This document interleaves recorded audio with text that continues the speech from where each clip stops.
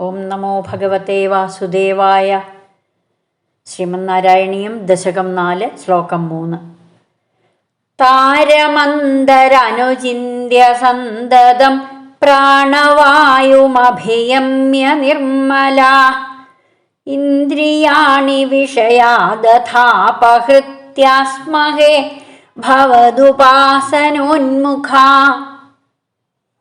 ഭഗവാനെ, അടിയൻ മനസ്സിൽ ഓങ്കാരത്തെ ധ്യാനിക്കുന്നു. ഇടമുറിയാത്ത ഭക്തിപ്രവാഹത്തെ ഭഗവാനിൽ സമർപ്പിച്ച് ഓങ്കാരാദി നാമ സങ്കീർത്തനങ്ങളെ മുഴക്കുന്നു.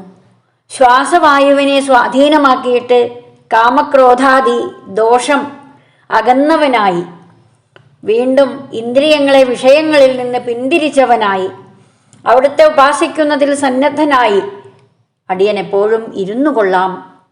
ഭഗവത് സ്മരണ മാത്രം മനസ്സിലുതിർത്തുകൊണ്ട്, ഭഗവാന്റെ നാമത്തെ മാത്രം നാവിലുതിർത്തുകൊണ്ട്, ഭഗവാന്റെ ചിന്ത മാത്രം ഹൃദയത്തിൽ ഉറപ്പിച്ചുകൊണ്ട്, ഭഗവാന്റെ ധ്യാനം മാത്രം സങ്കൽപ്പിച്ചുകൊണ്ട് ഇവിടെ ഏതു നേരവും ആ രോഗശാന്തിക്കായി പ്രാർത്ഥിക്കുന്ന ഒരു നിറഞ്ഞ ഭക്തനായി അടിയൻ തീർന്നുകൊള്ളാം.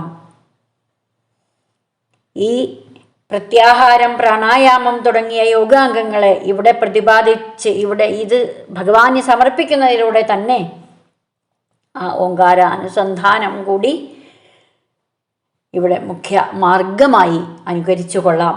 ഭഗവാനിൽ സമർപ്പിക്കുന്ന ഭക്തിയെ സ്വീകരിച്ച് കരുണയെ പ്രദാനം ചെയ്ത് കാരുണ്യ കടാക്ഷം കൊണ്ട് അടിയനിലുള്ള രോഗത്തെ നിശേഷം തുടച്ചു മാറ്റണേ എന്ന് മേൽപ്പത്തൂർ പ്രാർത്ഥിക്കുന്നതോടുകൂടിയാണ് 3-ാമത്തെ ശ്ലോകം സമർപ്പിച്ചത്. ശ്രീഹരയേ നമഃ.